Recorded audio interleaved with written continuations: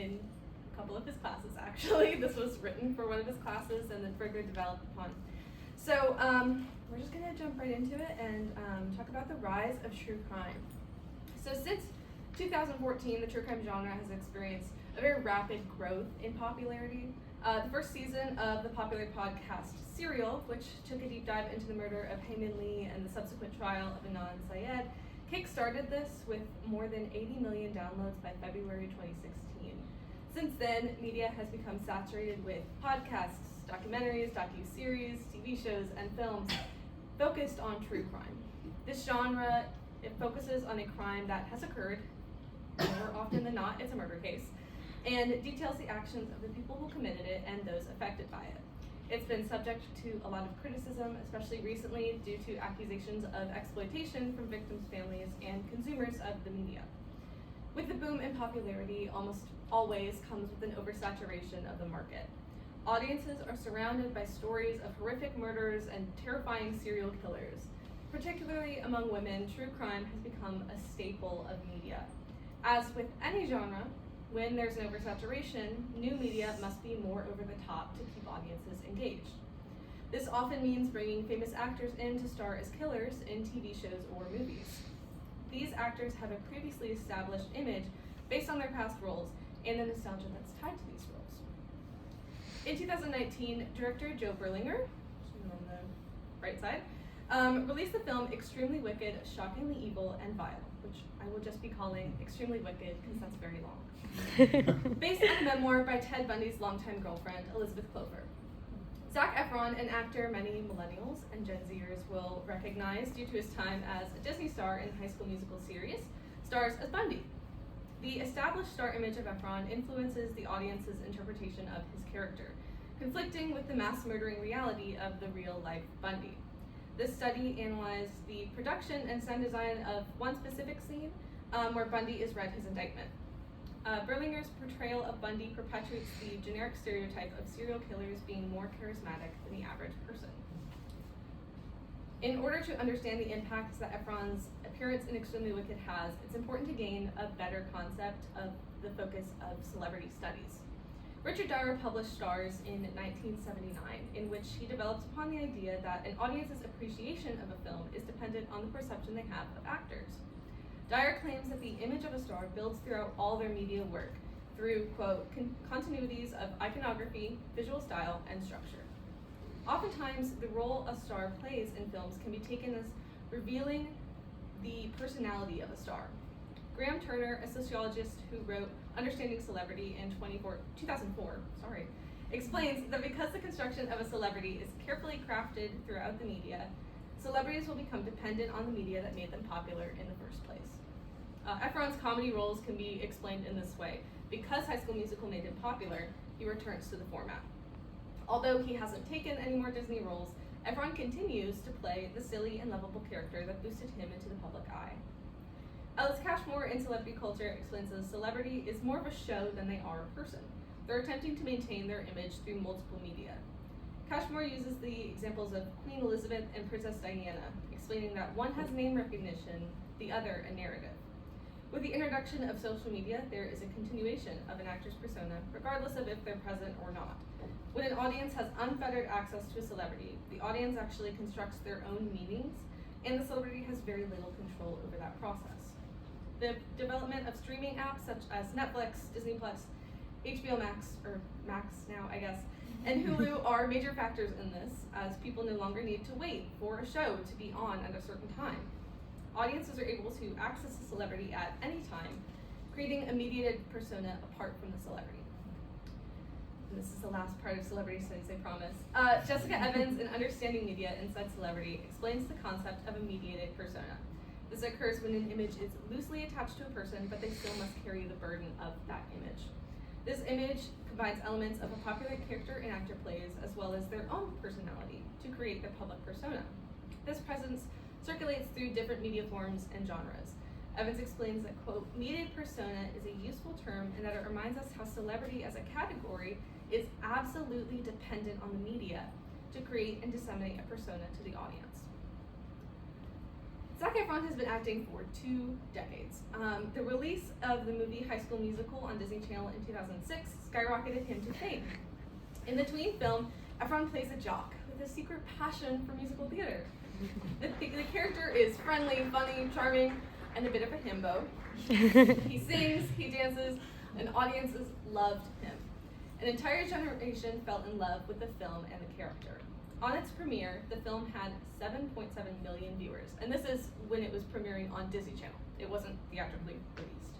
High School Musical resulted in a massive franchise with 2 sequels, a book series, video games, and adaptations for stage and television. Part of the appeal of High School Musical was a deviation from a typical Disney Channel movie. The film was marketed specifically towards teens and tweens. As Fox's Aja Romano explains, after the 2005 remake of The Producers, self-parody became a very popular genre in media. While Disney didn't directly parody themselves, and I doubt they ever will, the company created a new subgenre of musical films that were self-aware of their tropes, while at the same time marketing their film around the performers who were also pop singers. After releasing the 3rd High School Musical movie in 2008, Efron stopped being involved in Disney projects. However, in nearly every movie he's made since then, the actor has played a variation of his Disney character. At the time of writing this, in the 29 films that featured Efron that were released theatrically, 13 were comedy films where he plays the same style of Disney character, reinforming his original celebrity image. One recent study examined how the images of Disney's child stars have been perpetuated through its Disney Plus streaming platform. In the early 21st century, Disney really capitalized on their child stars by involving them in a ton of media formats. There were films, live concerts, audio recordings, and pretty much anything else you can think of. As a result, these young actors have really become attached to their characters and the Disney brand. When actors have attempted to branch out from that image, they've often found it very difficult to shake that Disney theme. In addition to his image as a Disney child star, Efron's celebrity is also directly tied to his good looks. In nearly all of the comedies and a lot of the dramas he stars in, characters comment on his appearance. His image as an attractive man is a dominant part of his film roles. The Guardian's Kira Cochran explains that due to Efron's looks, he's really frequently cast as a leader. High School Musical, he's the captain of a basketball team. In Hairspray, he's the star of a dance show. And in Neighbors, in the center, he is a president of a frat. So, these leadership roles frame Efron as a very strong and positive influence for audiences, which really works against him when he's trying to branch out from that. In an interview with The Guardian's Catherine Short, Efron said, quote, "A lot of people ask, will you play a psycho to really change your image and prove you can act? But that's not what I'm about. But I'm not going to do anything for the sake of changing my image. It's just not that important to me." Taking the role of Ted Bundy in Extremely Wicked appears to be an attempt at changing his image, despite what Efron said to Short. The role of vicious serial killer is a deviation from his usual, and the change feels all too sudden for audience members. In 2005, the FBI's National Center for the Analysis of Violent Crime hosted a symposium that sought to better explain serial murder and the many causes of it. The publication that resulted from the symposium listed several myths about serial killers and disproved them. A very common myth that I'm sure a lot of us have heard is that they're apparently geniuses, and they're smarter than law enforcement and the general population. But according to the FBI, quote, "Serial killers range in intelligence from borderline to above average levels," which is the same as any general population. Maintaining the idea that serial killers are geniuses confers upon them a kind of mystique and power, very similar to that of celebrities. Julie Weist explains in her article, Casting Cultural Monsters, that US media coverage often portrays serial killers as advanced predators who have very exceptional skills. Most US news stories focus solely on the killers and stories about murder, conferring a type of modern celebrity upon them. Weiss noted that fictional serial killers have begun to appear in UK television shows, although the difference between those and the US shows is that detective characters are the stars of UK shows. US media, both news and entertainment, place killers in the spotlight and make them the narrative core. Now we're getting to the scene part. Although Extremely Wicked claims to show Bundy through the eyes of his girlfriend, Clover, the film spends a significant amount of time with Clover not even on screen. The The first third of the film focuses mainly on her, but she's missing from large sections of the film. Peter Bradshaw from The Guardian notes that while the movie doesn't obviously glamorize Bundy, it persists at taking him at his own estimation of self. After Bundy's arrest, the film returns to Clover and dramatizes her declining mental health through Bundy's numerous trials. I'm gonna play this scene, and I hope it works. No! That's all I want.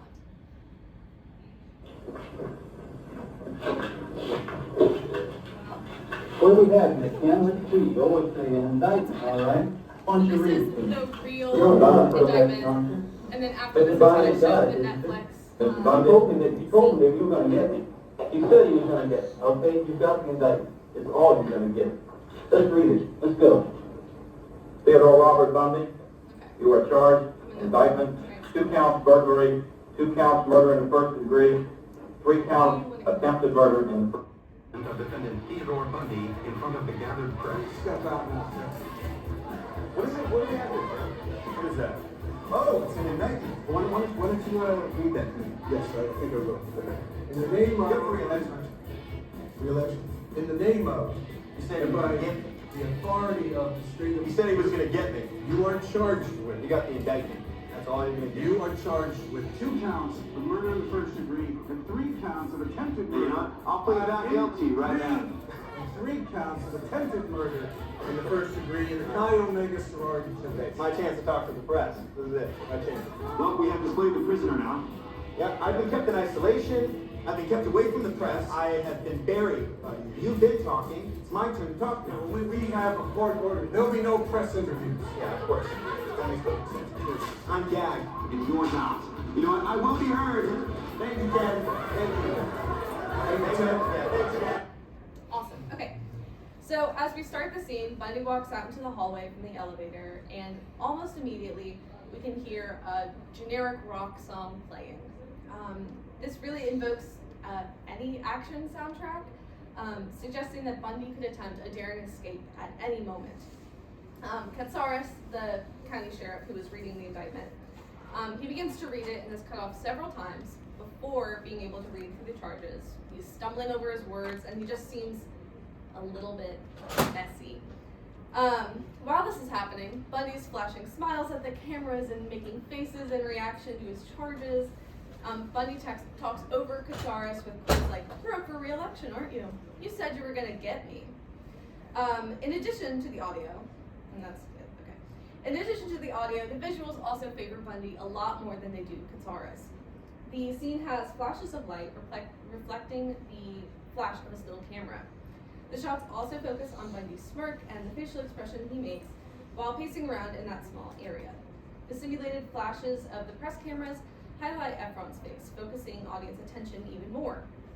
The close-ups showcase Efron's attractive features and his charm, and continue to make Bundy seem as intelligent and charming as possible.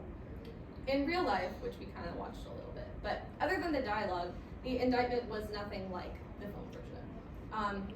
Bundy talks over Katsaris a little bit, but that's only for about 20 seconds, and then he lets him read out the full charges. Katsaris also did not stumble over words or seem intimidated by Bundy at all. So while Bundy walked around in the area, he didn't smile, he didn't grin, he just really looked scary and disconnected from reality. It was really gross watching it. But his eyes are very blank as he's scanning the press. He's only brightening to poke fun at Katsaris. Diverting from reality, while very common in movies, perpetuates myths that surround Bundy. Throughout the film, the dark side of Bundy is very rarely shown, instead opting to showcase his intelligence as he outsmarts police and officials attempting to catch him.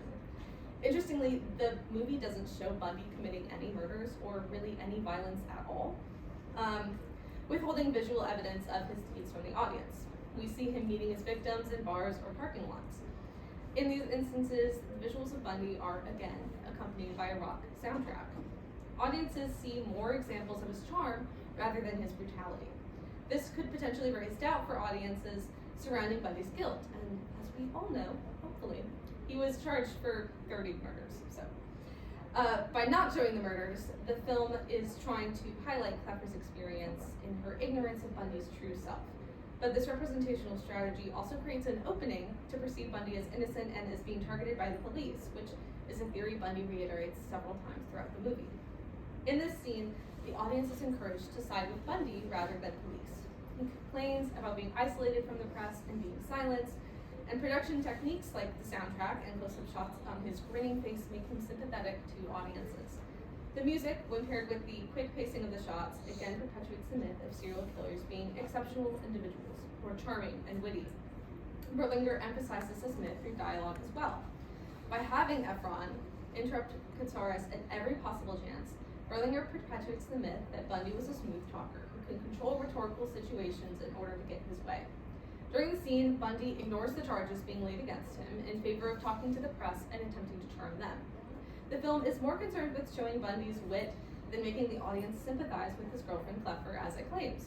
This is a very troubling trend in true crime media, where directors focus more on showing the killer and examining events from their point of view than the victims and their families. Efron's image is a very stark contrast to Bundy's. Although Bundy was well known for being attractive and charming, it's important to be very cautious when you portray that. If every movie about Bundy focuses on his attractiveness and his charm, this neglects attention away from his manipulation and his arrogant attitude. The real Bundy was overconfident and convinced that he wouldn't be caught. In the analyzed scene and throughout the film, we see no example of his horrifying murders, just close-ups of his smiling face and him rolling his eyes at reporters and the sheriff. Cochran explains that the point of having Efron play Bundy was that he captures the charisma and image that enabled Bundy to be believed and even idolized. Following the release of the film, director Joe Berlinger had several interviews in which he defends his choice to cast Zac Efron and in not showing the violence of Bundy. To Vice's Noel Ransom, Berlinger said that the reason for casting Efron in the role was that, quote, he can do no wrong. He's attractive and he's turning that image on its head for this purpose. I want them to trust him like America trusted him and see that lie for what it was. While that may have been his authorial intent, once a film goes into the public, Berlinger has no control over audience interpretation. Online posts about the film played with Efron's Disney celebrity image and combined his not nice hot guy persona with Bundy and created a kind of Disney-esque serial killer. So following the movie's release, the official Netflix Twitter account had to tweet, I've seen a lot of people talk about Bundy's alleged hotness and would like to gently remind everyone that there are literally thousands of hot men on the service, almost all of whom are not convicted serial murderers. This statement came after numerous viewers began to discuss on social media that Bundy, especially Efron's portrayal, was attractive. On the movie review platform Letterboxd, which I'm sure a lot of us use and love, users reference Efron's role in High School Musical in their reviews, often calling back to songs or quotes from the movie. One user said, all of Netflix to assume this would make me have any less of a crush on Zac Efron. And someone commented to that, no lie, it probably made him more attractive. Man's got talent. Which, he is talented, but in this way, I don't think so. Another responded to a review replacing song lyrics from a song in High School Musical to make it seem as though Bundy was singing. I won't be singing it, but imagine it in your head. Why am I feeling so wrong? Her head has been maimed, but my heart's in this song. She makes this feel so right. Should I go for it? I gotta shake then. Yikes. Yikes indeed. The impulse of many audience members to combine the two characters of Troy Bolton and Ted Bundy is definitely in line with postmodern remix culture. However, it also diminishes and humorizes a man who, as we mentioned earlier, was convicted of killing 30 people. So, summarize everything. American culture's obsession and celebration of serial killers is a very troubling trend. Cultivation theory consistently shows that consumers of news believe the world is a much more violent place than it actually is. Women are the primary audience for true crime media, and hearing story after story of other women being brutally murdered can create a sense of anxiety and fear. Being stuck in a cycle of negativity also causes individuals to become desensitized to violence, leading them to seek out more intense media. Directors like Berlinger claim their true crime films and series are educational and teaching audiences about stranger danger and how charismatic people can be dangerous too. However, using actors with existing positive connections to an audience confuses that message. I'm not sure if any of you watched that Dahmer series that came out on Netflix, but there was a very similar conversation talking about Evan Peters and his portrayal of Jeffrey Dahmer, because Evan Peters has a similar positive, hot guy role. In the Bundy film, Berlinger's use of rock music and close-ups on Efron's face conflict with his intention of educating a younger audience about the danger posed by individuals like Ted Bundy. Audiences see the Efron they know and not the Bundy Berlinger wants them to. Being mindful of how a celebrity's image plays into audience perception is crucial in making sure the reality of Bundy's depravity is not ignored. Thank you.